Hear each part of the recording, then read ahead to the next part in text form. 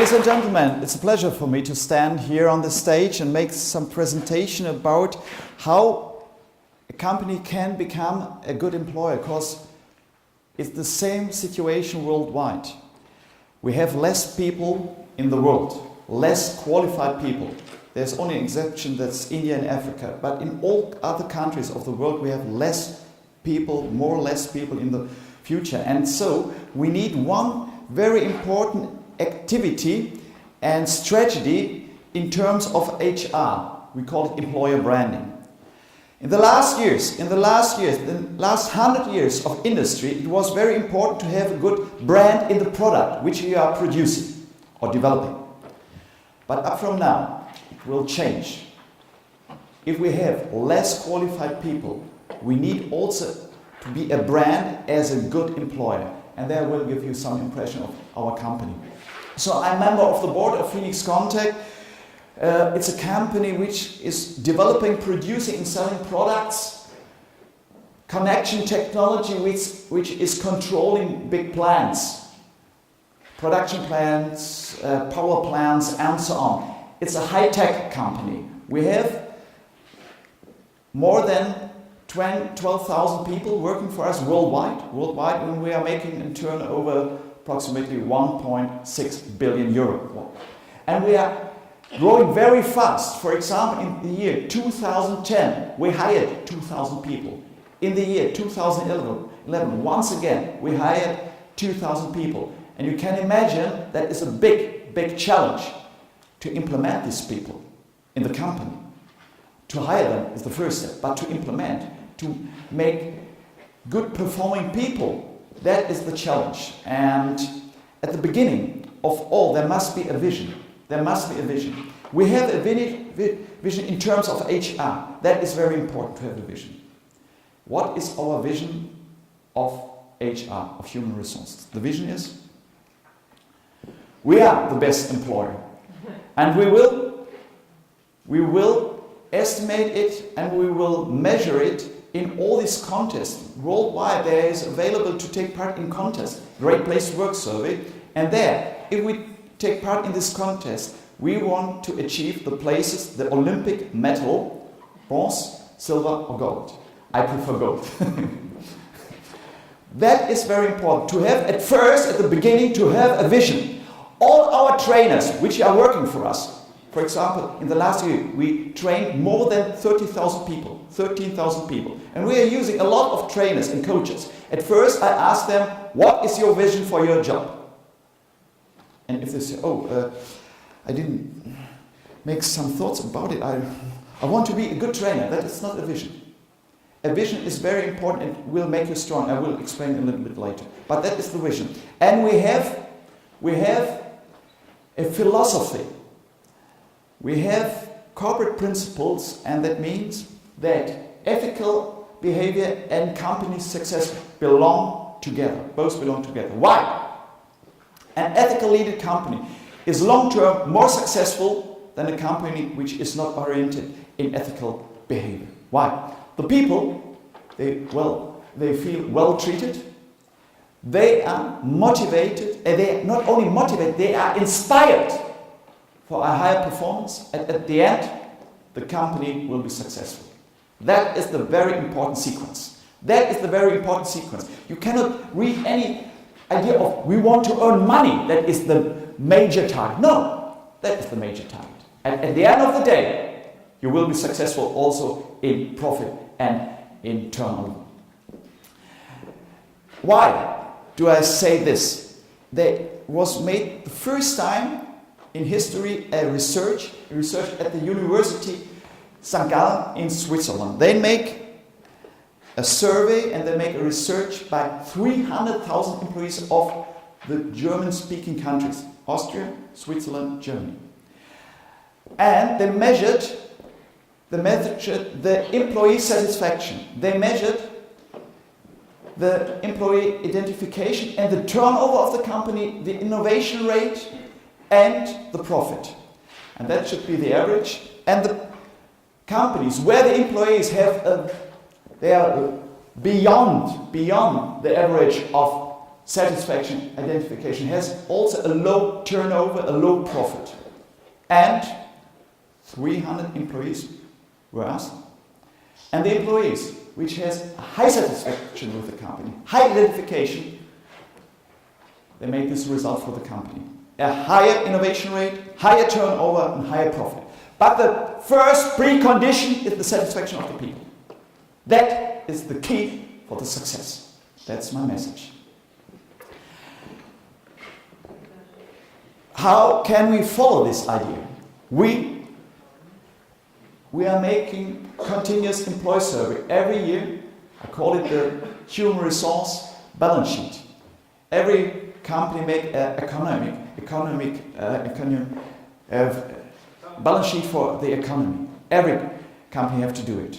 But we are doing it also for our people. We want to know what is their opinion. What do they think about the company? In 2009, there was a research from the Fraunhofer Institute here in Europe. They made a research. They asked the managers, what do you think is the most important requirement of your people, of your employees? What do you think the manager said? What is the most important requirement of the employees? The manager said money. And then the researcher of the Fraunhofer Institute asked the employees, what was their answer? Appreciation. Yes. And at the level 8, there was the money. And you can't believe, if the manager is motivating by money, the employee, there is no motivation for the employee. He want to hear, yes, you are a good employee, you make a really good job. That is his target. And that is the reason, because I'm convinced all our managers don't know the requirements of our people. And that is the reason why we are executing such a survey. And the survey is one step, but what is very important, because in this year, we will repeat it once again, we get a lot of results, because we are proceeding this survey worldwide, in all our subsidiaries worldwide. Last year, the year before, 10,000 people took part in this survey. And there we got a lot of our strength as the result. The people worldwide have trust in the management, pride in the company, leadership, and so on. But what is very important, more important, to know what we are good, to know our fields of improvement. And you see, showing appreciation, that was also the biggest requirement of our employees. The same situation worldwide. Because we made in all countries, we made in Japan, we in Argentina, in South Africa, in Alaska, in Germany, and so on. The same situation, or involvement in the decision, to know what management is doing, to understand this decision. That is very important. And what will follow after this survey, and we got this result, for example, in the last year, our managers has to make a lot of initiatives in activities. We made 650 activities in terms of to improve leadership. And all our employees can read in our intranet what are these activities we have to do to improve. We're doing this procedure since 2001. And we got a lot of improvements, and then we made a lot of activities to realize this improvement, and the result was, after a lot of years, I have to mention, really, after a lot of years, that we got, for example, in 2007, the best employer in Germany. We got the award as the best employer of our Chancellor, Ms. Merkel. Then we got also these results. We made a lot of improvements, and then we got the award as the best employer once again in 2008. That is the former Minister of Economy which gave us this award. We got the result, made a lot of improvements, and won once again the award. That is our Minister of Labor. She gave us the award, and in 2011, once again, the best employer. And in this year, it was during the Hanover Fair. You know, that's the biggest industrial fair. We got the award that the Sustainability Award, that we got the most HR awards in the last 5 years of all German companies. But that is only the second key. The first key for all of this is to make employer branding. There are three main targets. The first target is to develop high-performing employees. And when we made this survey, we got a lot of information, for example, in terms of personal development, what our people need in qualification. And then we could give this information to the trainers, not what the management thought. In many companies, I'm convinced, I know, that the manager believes what the people need for qualification. And they will say to you, the people need this, but without knowing what the people really need. That is only the impression and the belief of the managers, but not of the people. And that is the key for this, is to develop high-performing people. Second topic is to hire high-qualified people. I mentioned it when I started with this presentation, that is very important. We have less qualified people, and more or less in the future, to hire this few qualified people worldwide. And the third key point is to keep qualified people in the company, because they get a lot of offers to go worldwide, to China. They get a lot of offers of job to China, to Russia, and so on and so on. But we want to keep these high qualified people in the company. And now I will give you some measurable figures. For example, in the last year, we extended our market lead position. The reason is the high qualified people, because they make it possible that we are the market leader. And we extend our market leadership further on. Second point, to hire qualified people. For example, here worldwide, or in Germany, we could we could achieve the personal requirement of 95%. All German companies could only achieve 72%.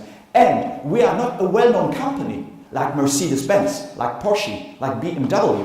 We are not well-known. No one knows us. And we are working in big cities like Bad Pyrmont, mega cities like Bloomberg and so on. So, you see, as a result of all these activities, we could improve our employer branding and to keep qualified people in the company. For example, the fluctuation in Germany, in all German companies, 8.2%. We have only 0.8%. That is our measurable target to say that we are successful in terms of this vision. But at first, what is very important, the first step must be a vision, a strong vision. And for me, I have two role models. At first, for visionary management. And I see some of you have these devices from this guy, Steve Jobs. Do you know the vision he had in the age of 20, 38 years ago? What was his vision? He had the vision that he wanted to make the knowledge of mankind available for every man and woman. 38 years ago, the people said he's crazy. He wants to build up a library in every small village. It's not possible. He's crazy. On the way of his vision, he lost his company, the fall of Steve Jobs. But the words are from Steve Jobs. He said, "It's not a shame to fall. It's only a shame not to stand up." Yes, and he stand up, and he developed this device. You call it iPhone, iPad, and you have the knowledge of mankind available worldwide. So this vision made him strong, by all his failures he made, by all his disappointment he felt. He made him strong. He is, for me, a role model. No times to give up. Also, if you say today it's so difficult, I don't believe that I can achieve this target. Never give up. And a vision makes you strong. And I have a second role model for ethical management. A man who was imprisoned for 28 years because he had one belief, that the black people in South Africa should have their own government. Yes, it's Nelson Mandela. Nelson Mandela. It's really an unbelievable person for me to be so strong, to be prison for 28 years. But at the end, to believe in his vision. That is very important. Ladies and gentlemen, I will finish my presentation, my ideas. You see stars. Visions are like stars. Really, visions are like stars. Perhaps